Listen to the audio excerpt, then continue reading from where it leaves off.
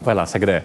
Estou em condições de afirmar que agora na reunião do G20 deve ir um acordo que vai resolver essa questão da França complicando a vida dos agricultores e agropecuaristas aqui e que não precisará ser aprovado nos congressos da Europa, especificamente da França, porque estará vindo a representante da União Europeia aqui no Brasil, na reunião do G20, agora em novembro, no Rio de Janeiro. Mas a questão é, mesmo com um acordo que possa ser continuado, como é a preparação da Secretaria e do Estado de São Paulo em função da reforma tributária que está vindo?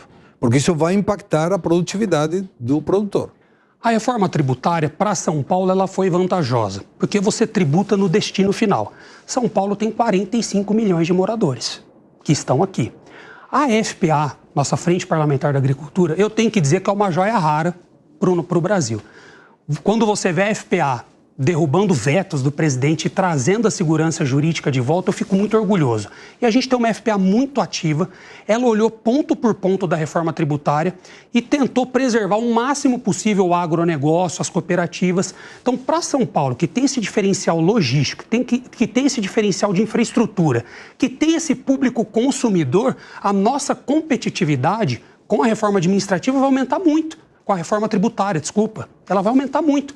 São Paulo não tem 300 benefícios fiscais, Minas tem 5 mil.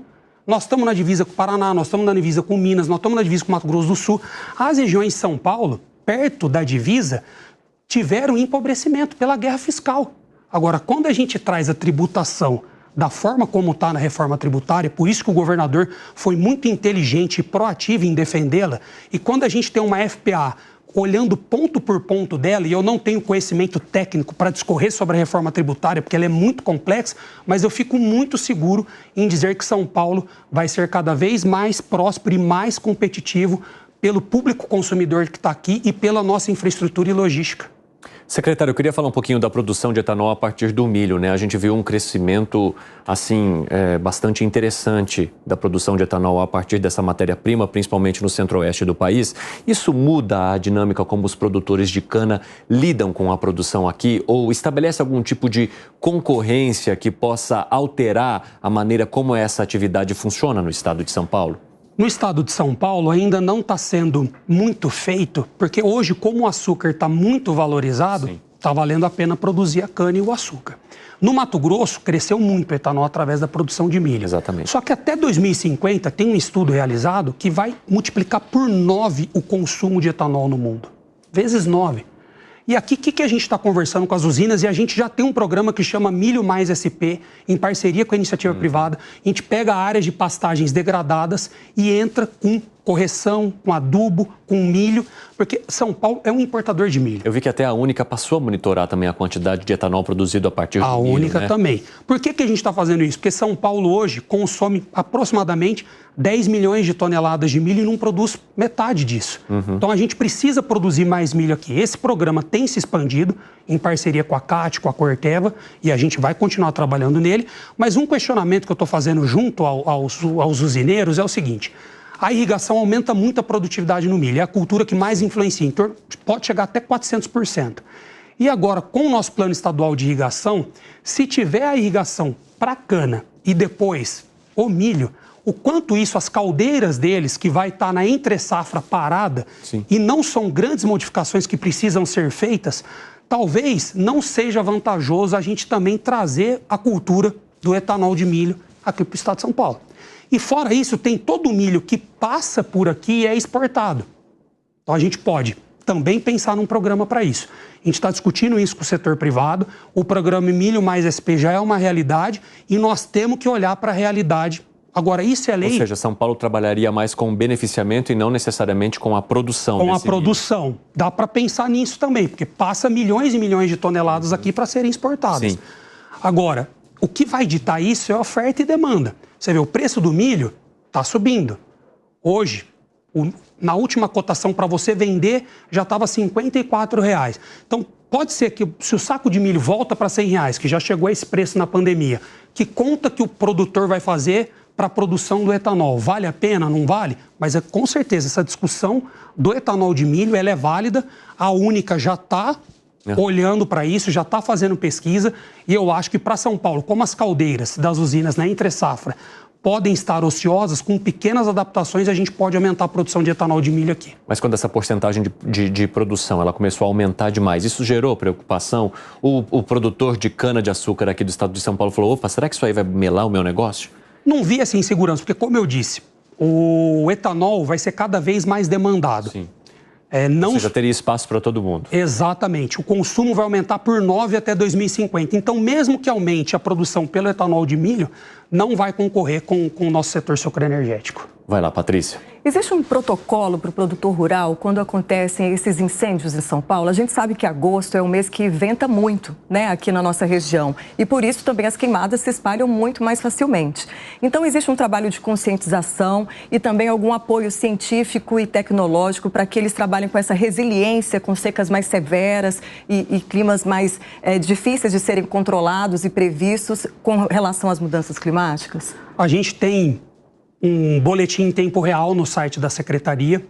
A gente tem também um programa que gera treinamento e capacitação para os técnicos da CAT e os técnicos do ITESP, que levam isso até os nossos grandes produtores de pequenas propriedades e para os assentados do estado de São Paulo. E a gente tem trabalhado cada vez mais no FEAP com iniciativas, o que é o Fundo de Expansão do Agronegócio Paulista, com financiamentos que gerem essa segurança para o produtor. O protocolo é ou o termo circunstanciado emergencial ou o DOI, que é a declaração de ocorrência de incêndio. E a gente tem feito uma campanha de marketing para que todos os produtores possam entrar em contato com a Secretaria de Agricultura, no nosso site, em todas as nossas casas de agricultura, para que a gente possa ajudá-los a preencher ou esse termo circunstanciado emergencial ou o DOI, para que ele tenha segurança jurídica, e a gente está trabalhando isso também internamente no governo, em conversas com a Secretaria de Meio Ambiente, com o Ministério Público, para que ele tenha segurança jurídica e também para que ele possa ter prevenções para os próximos anos. Então, esse treinamento, essa capacitação, essa articulação com as casas da agricultura, com os técnicos do ITESP, com as prefeituras, vai ser essencial para as próximas ocorrências. Patrícia. Por favor, Diogo. Faz pouco tempo o Congresso Nacional aprovou, secretário, uma lei que ainda não foi sancionada, mas certamente será, que estabelece aumento na quantidade de etanol na gasolina e principalmente mais biodiesel no diesel. Considerando que o consumidor tem que ser o melhor atingido no bom sentido, e o biodiesel custa em torno de 30% mais caro e é mais ou menos 10 a 12% menos eficaz, colocar biodiesel no diesel não será um prejuízo para o consumidor? O projeto de lei é o combustível do futuro. Isso. Foi aprovado no Congresso, foi aprovado no Senado. Todo projeto de lei ele tem melhoras a serem realizadas. Não existe um projeto de lei 100% perfeito e eficaz. Eu analiso esse projeto de lei muito mais como vantajoso do que não vantajoso. Porque ele traz segurança jurídica e mostra que o país está caminhando para um futuro de combustíveis renováveis. É um recado que a gente está dando para o mundo. O Brasil importa hoje 10 bilhões de litros de diesel por ano, ou mais. Com esse nosso pré-sal caipira, nós estamos no caminho errado. A gente tem que deixar esse legado. Vejo como vantajosa a participação do etanol na gasolina. Na questão do biodiesel, isso pode trazer algum prejuízo para o consumidor final. Mas o quanto isso não é vantajoso para o meio ambiente, a gente tem que pôr isso na ponta do lápis. Então, é um projeto que foi feito pelo deputado Arnaldo Jardim, foi aprovado no Congresso, foi aprovado no Senado. Correções podem ser feitas, mas no aspecto geral eu vejo como muito vantajoso para o futuro do agro brasileiro. Vai lá, Segré. Se o estado de São Paulo fosse um país, seria número 19 no mundo. Muito importante. Hoje tem um PIB maior que a Argentina como país. E o comércio exterior não é tão forte assim como nós somos como economia em termos de Brasil. Quais são as políticas da sua secretaria para aumentar as exportações do seu segmento? Nós temos uma parceria com a Invest São Paulo, que faz treinamento e capacitação com produtores que querem exportar. A gente recebe semanalmente comissões internacionais, recebe semanalmente exportadores e a gente tem uma conexão com o setor privado muito grande. Então, todas as portas que a gente precisa abrir, a gente está abrindo. Em parceria com governos, em parceria com comissões internacionais. Esse treinamento, essa capacitação tem abrido muitos mercados. O trabalho de abertura de mercado oficial é feito pelo MAPA. pelo Ministério da Agricultura. Mas a Secretaria de Agricultura está antenada a todas as oportunidades de mercado e, como eu disse, o mundo está procurando a gente hoje para comprar commodities, para comprar alimentos, e a gente tem conectado os nossos produtores junto com a Invest São Paulo, junto à iniciativa privada, para que eles possam exportar o máximo possível. Vai lá, David. De que forma também que a Secretaria tem acompanhado a questão da indústria voltada ao agronegócio? Porque a gente teve uma evasão gigantesca nos últimos anos em relação a essa guerra fiscal. Muitas foram para o Mato Grosso do Sul porque tem condições mais favoráveis de se produzir. E a gente perdeu indústrias importantes que eram do nosso estado. De que forma que a Secretaria também articula para manter essas indústrias aqui? Hoje, a Revolução Industrial de São Paulo passa pela agroindústria. Como eu disse, o setor sucroenergético é a nossa verdadeira joia rara. E a gente tem oportunidades únicas aqui, de SAF, por exemplo, que já tem plantas aprovadas que vão ser instauradas no estado de São Paulo, implementadas no estado de São Paulo, que é o Sustainable Aviation Fuel. A gente tem plantas de biogás e biometano que vão aumentar muito. A gente criou um procedimento padronizado junto à CETESB para todo o setor sucroenergético que queira produzir combustíveis renováveis possa fazer isso em um tempo ágil e com segurança jurídica. E o setor está sedento para isso. Agora, com a reforma tributária, a gente não consegue mais discutir muito essa diferença tributária entre os estados. Como eu disse, São Paulo, pela diferença de público consumidor, infraestrutura e logística, vai ser o grande ganhador disso. Agora, as agroindústrias em São Paulo, que estão crescendo muito hoje, a gente é o estado que tem o maior número de confinamentos do Brasil, estado terminador de gado, a gente traz gado do Brasil inteiro para terminar aqui, pelos resíduos das agroindústrias. Nós temos 180 usinas registradas no mapa, 70 delas já estão a 20 quilômetros de gasodutos já existentes, então tem como a gente aumentar a produção de combustível renovável de forma rápida. O governador mandou um projeto de lei para a Assembleia que vai isentar no começo e depois cobrar de forma gradativa IPVA de ônibus e caminhões movidos a hidrogênio, biogás e biometano e híbridos, onde a segunda fonte é o etanol. A gente terminou um estudo com a Fiesp agora do traçado do biometano no estado de São Paulo, em parceria com a Secretaria de Meio Ambiente, com a Invest São Paulo, determinando os passos que a gente vai tomar para aumentar muito a produção de combustíveis renováveis no estado de São Paulo. Então aqui nós estamos fazendo isso de forma planejada e organizada. A gente sabe quanto a gente produz hoje, quanto a gente pode produzir no curto prazo, quanto a gente pode produzir no longo prazo, e isso é feito numa interface e numa harmonia muito grande com o setor privado.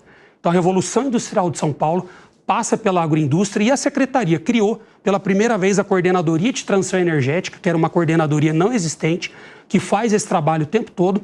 E agora as nossas próximas resoluções vão ser para aumentar a produção de combustíveis renováveis através de plantas frigoríficas. São Paulo é o estado que mais tem plantas frigoríficas no Brasil. Para o setor da avicultura, suinicultura e pecuária, que os dejetos também são fontes poderosas de produção de biocombustíveis. E depois nós vamos chegar nos resíduos sólidos, que 90 usinas do estado de São Paulo hoje têm capacidade de zerar o problema do lixo da cidade no estado de São Paulo. 90 caldeiras são capazes. E a gente já tem uma caldeira pronta para receber resíduos sólidos das cidades para transformar em combustíveis renováveis, que vai ser a última resolução que a gente vai soltar em parceria com a CETESB.